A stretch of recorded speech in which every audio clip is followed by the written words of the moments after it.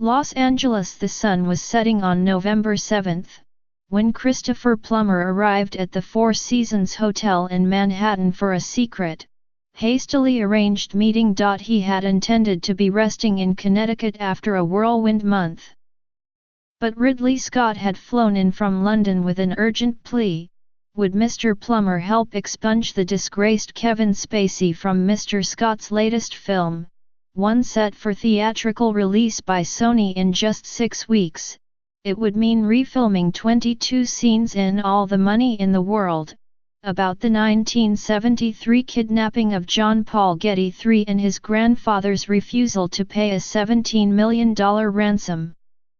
I admire you very much, but I still have to read the script, Mr. Plummer, 88, recalled telling Mr. Scott, 80, as they met in the terrace boardroom on the hotel's 11th floor.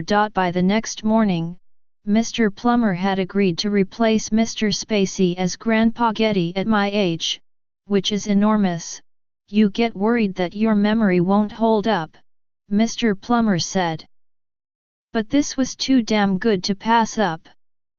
And so began a race to pull off something never before attempted in Hollywood, revisiting a finished movie, reassembling major members of the cast, refilming crucial scenes, re-editing many sequences, retooling the marketing campaign, and doing it all at the last possible minute.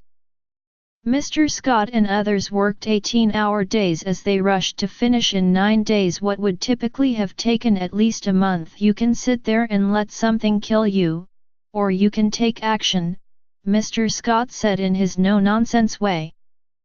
I took action. Over the last 3 months, sexual harassment scandals have impacted nearly every corner of Hollywood. As men like Mr. Spacey, Harvey Weinstein, and Louis C.K. have been accused of vile behavior, entertainment companies have mostly responded by shelving or delaying movies and TV shows associated with them. In wake of the allegations against Mr. Spacey, he apologized for one incident and has not responded to other claims. Netflix halted production on House of Cards and abandoned Gore, a completed film starring Mr. Spacey as Gore Vidal. Release plans were cancelled for Louis C.K.'s film I Love You, Daddy, after women told the New York Times that he masturbated in front of them. He later confirmed the accounts and has been trying to buy back the film's rights. Fighting to stay afloat in the aftermath of sexual harassment and rape allegations against Mr. Weinstein, the Weinstein Company was forced to sell distribution rights to Paddington 2, delay a period film called The Current War, and watch as television networks terminated contracts for planned series. Through a spokeswoman, Mr. Weinstein has repeatedly denied any allegations of non-consensual sex. But All the Money in the World presented unique challenges. A trailer was already on heavy rotation in theaters. Awards prognosticators, nudged along by Sony publicists, had also been touting Mr. Spacey's performance as Oscar-worthy. Sony and Imperative Entertainment, which produced and financed All the Money in the World, held a series of emergency meetings starting on October 30, a day after Mr. Spacey apologized for making unwanted sexual advances toward the actor Anthony Rapp in 1986, when Mr. Rapp was 14. As more men came forward with similar allegations, outrage poured onto the internet, with some people vowing to organize a boycott of All the Money in the World. At that point, the movie's scheduled premiere was 2 weeks away. Hitting the pause button was the obvious move. But Thomas E. Rothman, Sony's movie chief, said he was adamant that pushing back the release would tarnish the film even more. There was no better release window for a sophisticated drama than the Christmas holiday, the biggest ticket-selling period of the year. And they needed to stay ahead of a mini-series about the kidnapping in the works at FX. It was decided that All the Money in the World, which also stars Michelle Williams as the kidnapped boy's desperate mother and Mark Wahlberg as a Getty family fixer, would arrive on December 22 as planned. Sony eventually settled on December 25. "I didn't think there was any solution," Mr. Rothman said. "We would have to muddle through the best we could." Sony marketers scrambled to shift gears. The studio had been leaning heavily on Mr. Spacey's performance to generate interest for the film. The trailer climaxed with images of him as the elderly Getty, a transformation that required facial prosthetics and heavy makeup. But suddenly the studio's messaging to entertainment journalists switched. Mr. Spacey's role was only supporting, the real stars were Ms. Williams and Mr. Wahlberg. Sony also rushed to distribute new posters in theaters, replacing ones that played up Mr. Spacey's character. A few days later, two of the film's producers, Dan Friedkin and Bradley Thomas, unexpectedly arrived at Mr. Rothman's office. They told him they were determined not to let the wrongdoings of one person damage a film that had been worked on by more than 800 people. And they floated an audacious idea that they had privately discussed with Mr. Scott: what about replacing Mr. Spacey with another actor? "Mr. Plummer, perhaps that would theoretically be fantastic," Mr. Rothman said. He responded. "But I have supervised 450 movies over the course of my career. And what you are saying is impossible. There is not enough time." The producers conceded that reworking the movie was risky.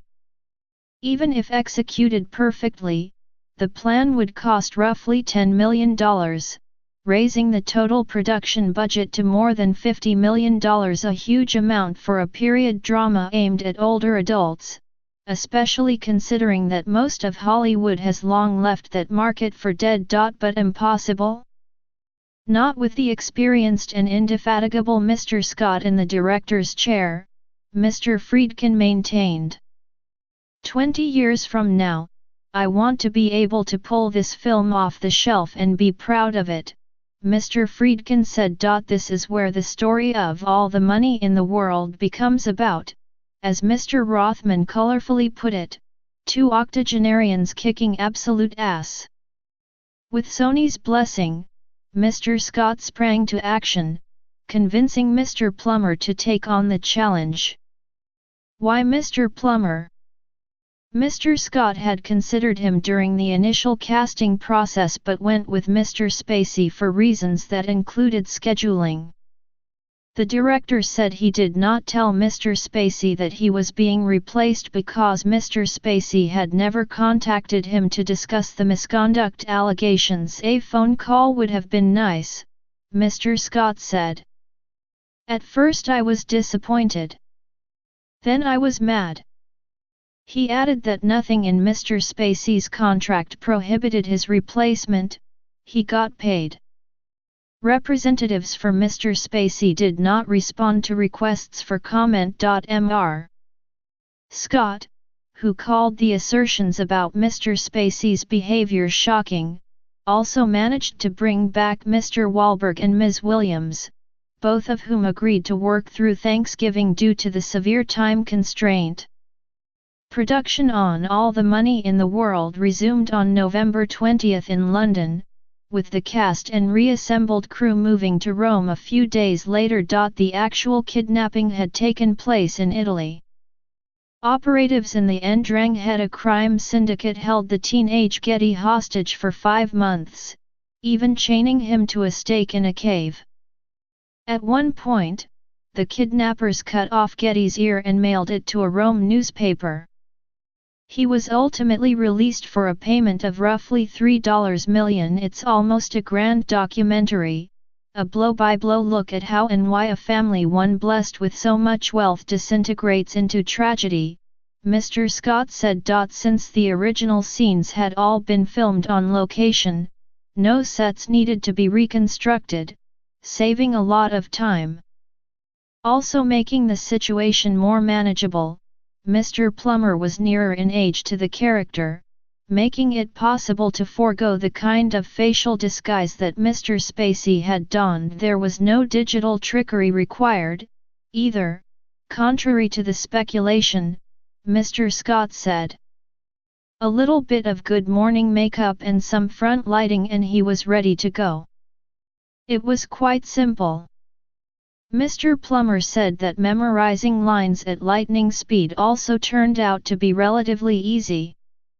"Thank God for my training in the theater," he said, adding that he soon forgot that he was replacing another actor. "Very quickly I put that completely out of my mind," he said. Mr. Plummer declined to comment about Mr. Spacey. "I'm not going to discuss him, because everything I have said so far has been misinterpreted," he said. In November, Vanity Fair quoted Mr. Plummer as saying he felt awfully sad for Mr. Spacey.